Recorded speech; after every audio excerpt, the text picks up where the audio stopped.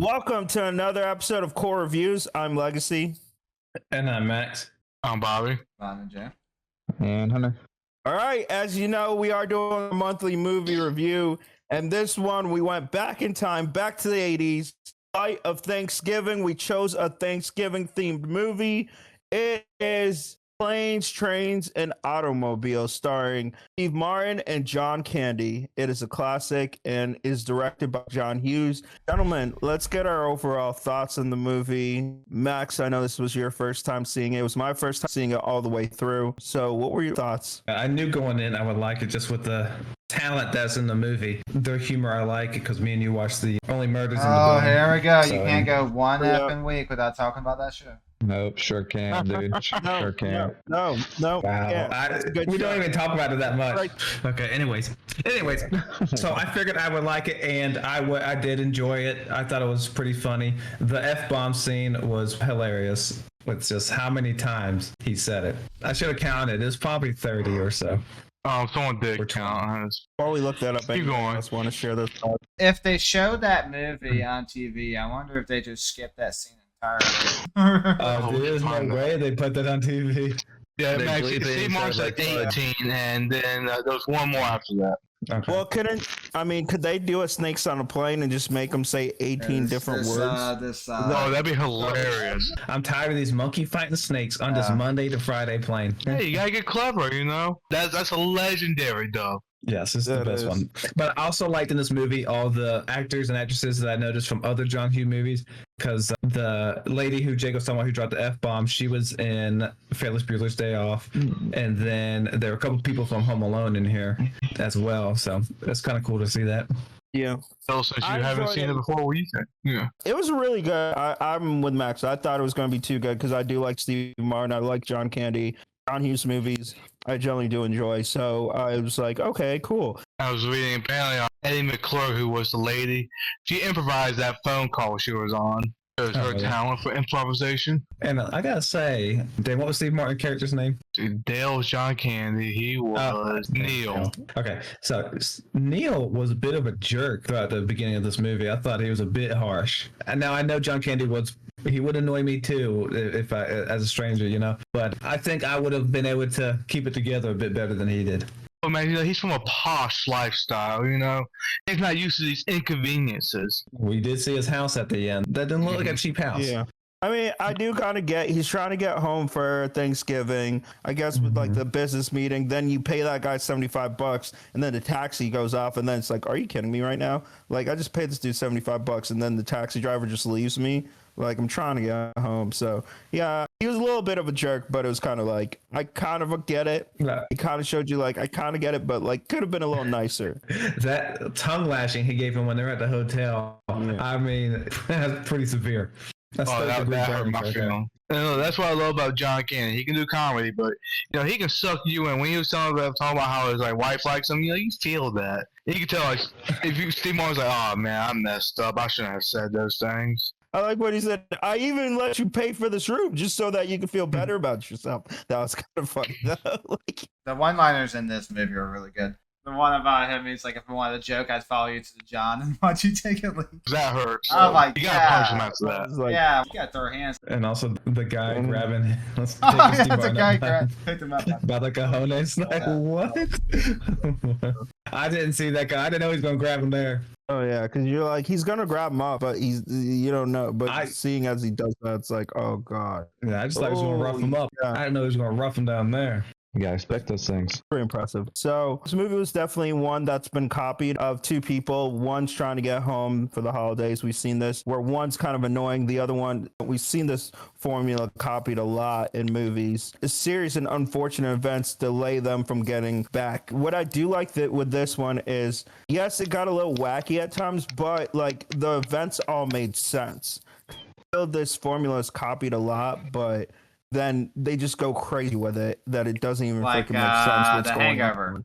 Yeah. They go like crazy. They take it way too far. Well, the first Hangover is good. But, yeah. I'm talking about like the second and third.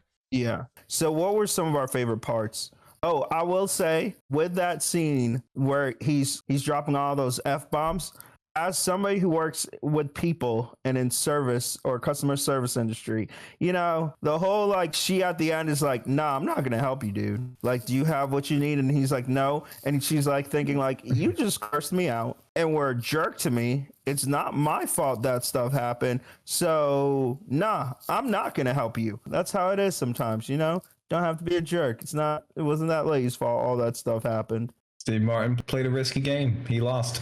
And, you know, so you gotta take the risk sometimes. I mean, it leads to him becoming a nicer person. Yeah, lesson learned. Yeah. Well, I wonder what's gonna happen with Dale. Like, he said he's homeless.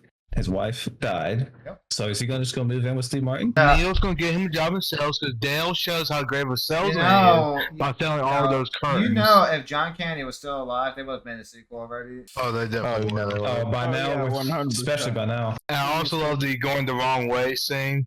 How would they know we're going the wrong way? Yeah, that was pretty funny. Like, the whole time, you're going the wrong way. As well as when he threw the cigarette back there, and you're like, oh, that's not going to end well. Nope. That is not going to end well. Huh?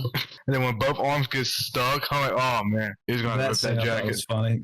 Yeah, he got the one stuck, and then he got the other way. This dude got both arms stuck, and then like when it's happening, all these sequence of events. I said during the movie, but it almost felt like Final Destination, like the setup in the Final Destination movies. At least the first two, they had these elaborate setups. Death is like playing a game, you know. It's like, oh, I'm gonna do a little bit of this, a little bit of that. So like in this one, that's kind of it reminded me of that when he just kept getting stuck. So I was like, yeah, they're about to die. Yeah, it's like, how is this going to end horribly? Oh, that's how. Yeah, if it was Final Destination, that would be the setup. Yeah, surprised they never used something like that in Final Destination. It's funny just like how they meet, because he's the original guy who steals his taxi, and then he meets him at the airport, and it's like, hey, I know you from somewhere. I'm usually good with names. You could see it, Steve Martin's face of like, this freaking guy, and he's just so annoyed at this point. Oh, can we also talk about how this has nothing to do with the actual movie plot, but can we talk about how when I was talking about when he's in the airplane, the guy next to him I said was in Home Alone, and Barry said, yeah, that's John Candy, as if I don't know who the John Candy is. I was very confused. I was like, Max, please I'm tell talking me. about the other guy. Andy? That was pretty funny. It's obvious he's clearly talking about the other guy. You can never be too safe. Max has watched Home Alone a lot of times. I'm pretty sure you know. Yes. Also, that scene when they met Owen, his wife, that huge trunk he has, he's like, no, my wife can get it, and she's just a small little thing. It's like, no, she's good with pain. Baby came out sideways, didn't even flinch. It's like, okay, all right, cool. I was just imagining that. Could you imagine the baby? Yeah, she's that's a tough girl. And you got Kevin Bacon earlier in the film. I did love his smirk when saw that was like the one taxi. He's like, game on. Yeah, I'm waiting for this. You know, that has to happen like often in big cities, especially back in that day. But you know what? Nobody's gonna get there first. Did you see that there's apparently the original almost 3-hour cut of Planes, Trains, and Automobiles? I can imagine. 3 hours. That's excessive. Yeah. That's excessive for a comedy. But I would have liked to see what other Yeah, gags I would like they to see had. it. Yeah. I'm interested how much longer you could drag that out. I feel 2 hours max for. Yeah, it was 80-some minutes, I believe. 80 to 2 hours is like kind of a good sweet spot for a comedy. After This film was 93 minutes. 93 minutes. That's counting credits. I would have been okay with this if this was a little longer. That'd been fine. Yeah. I like the heartfeltness of at the end when he like puts together that like, I haven't been home in years, so he's like, wait, so he's not seeing his wife, so he's gonna be alone, and kind of learned, oh yeah, let me go. If you didn't know it by the time during the movie, I figured out pretty in the beginning, because when he carried a picture around, I was like, usually people only do that if like that kind of picture, only if it's like someone they cared about is gone. Yeah. But like when he said that the word love wasn't enough to describe how he felt about her, I'm like, feel like she's not here anymore. Yeah. Once you know that, you feel even more sad for him. Well, yeah. And then Steve Martin's Neal feels like such a jerk. Yeah, you kind of also understand why he was acting that way, because you're like, oh, he's lonely. Yeah, so he needs a friend. I think that's also what fueled him to. I mean, I think he's a nice guy, but it fueled him to want to help Neal home for the holidays. Of like, you know, he's like, I don't have a family, but I could help this guy get home for his holiday with his family, you know, kind of a cool thing. Max did have a good comment about carrying the box. Yeah, I mean, every time Steve Martin volunteered to help Dale carry the luggage, I'm like, dude, you would regret that decision almost immediately. That thing looked heavy. Your shoulder's going to be burning. That would have been a heck of a workout. That's a no good deed goes unpunished kind of thing. Very true. I would have gladly helped him carry that. First of all, I want to know what was in there. Bricks. Well, Like, he had was those it? airplane bottles in somewhere. Maybe they were those shower curtain things. But maybe it was his wife's dead body. We don't know. That could have been. Maybe this movie's a little darker than you think. She was dead for 8 years, so there'll be bones at that point. Mm-hmm. Not necessarily. Not if he wrapped her up pretty good. I don't think he don't did. know. I'm gonna be honest. Saran How wrap. do you know? They're trying to turn this sweet man into a creep. I don't, I will not stand for this. Him being so nice is making you think that he's not a killer, but he is. Really? Once That you was the least old, suspect. okay. Let's go ahead and rate this movie. What did we give it out of 10? I would give 7.5. 7.5. 8.25. I was gonna go with 8. So yeah, let's give it 8.5. I'll give it a solid 8. Now, Phil, this is now for Thanksgiving movies overall. It's a 10 out of 10 Thanksgiving movie. Because how many are there? Oh yeah, it's 10 out. There's like 2 of them. Not many, but it's I mean, the cream of the crop. try to even give me a top 5. You can't do it. Let's wait till we see Eli Roth's movie coming out. Then we might have a new favorite. Cool. Just to give you all a little show, next month we will be doing a Christmas themed movie. It is going to be one that was suggested by D3. It's Where Are No Angels. I said it right? What was? No, you have not gotten it right once. We'll see what it is. And then January, we'll be watching Jacob and I's favorite movie. You know, Oh, we're- my Yes, sir. John Yes. Wick, baby. You've Yeah. never seen For it. the wicker basket. We in that wicker basket. And now you're gonna take our sayings like you made it up. We're ready to go to the Continental, man. We're ready to go to the Continental.